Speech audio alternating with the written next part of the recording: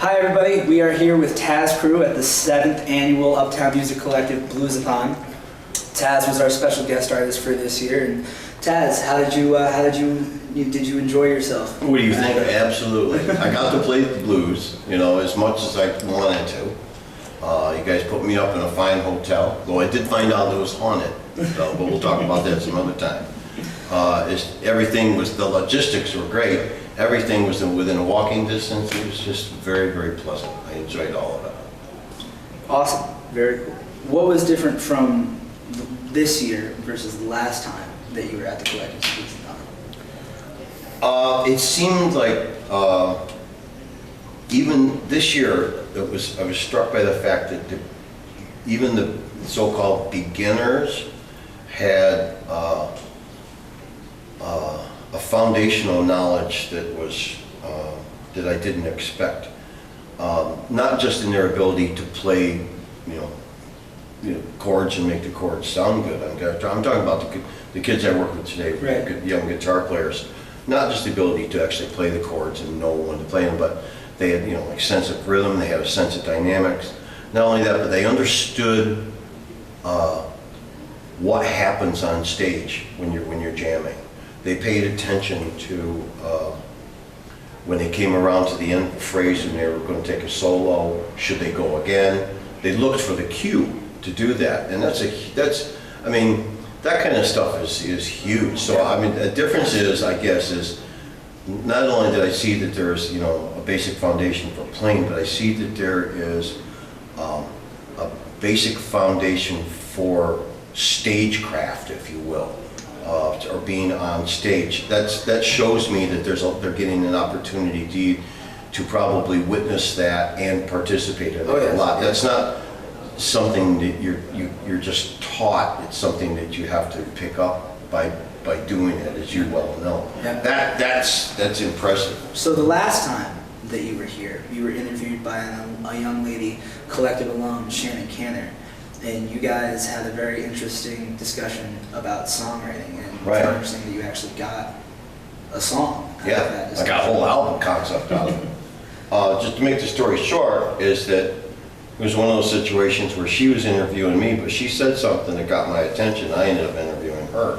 I'm always interested in how people, especially people younger than you, that some of the younger kids out there, the 14, 15-year-olds, how it's not that long ago for you. You remember how tough it is at that age, to fit in and feel good about yourself and all that. And I want to know. I said, how do your friends react to the fact that you do this? This is very few people your age that are into this. And really, they don't really answer. They never really answer that question. They basically just go, well. They're basically telling me, they say, well, I just don't really care. They don't say that, but in so many words. It's because they'll say, well, I pretty much just hang around with my musician friends and do that. Yeah.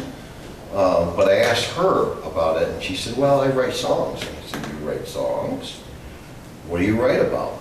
And she said, well, things in my life. I don't write about, riding freight trains and hoboing. Yeah. She goes, I don't even know what that is, I didn't live that. I'm not going to write about that. And I thought I was very impressed with that. And then she closed it off by saying, besides, I'm tired of bluesmen crying about all that stuff that happened to them. She goes, from what I've learned, probably a lot of them deserved it. So I'm tired of it. She said, I'm writing what's important to me.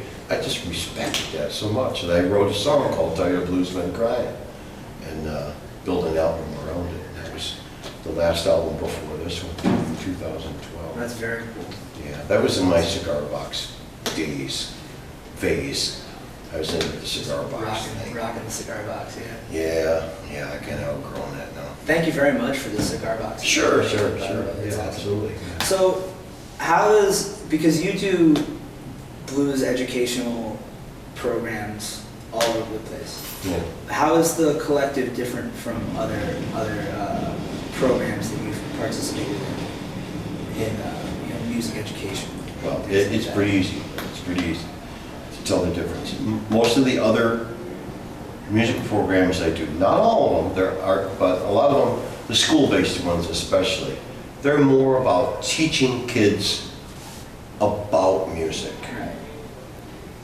The collective is teaching kids to become musicians. That's different. In schools, they learn about music. In a collective, you acquire being a musician. It becomes part of who you are, not just something that you do in 7th or 8th period at the end of school and put on a Christmas concert and things like that. It becomes part of who you are. You and I know that, in all likelihood, many of these kids will not do much with it in their lives in terms of being performers and stuff like that.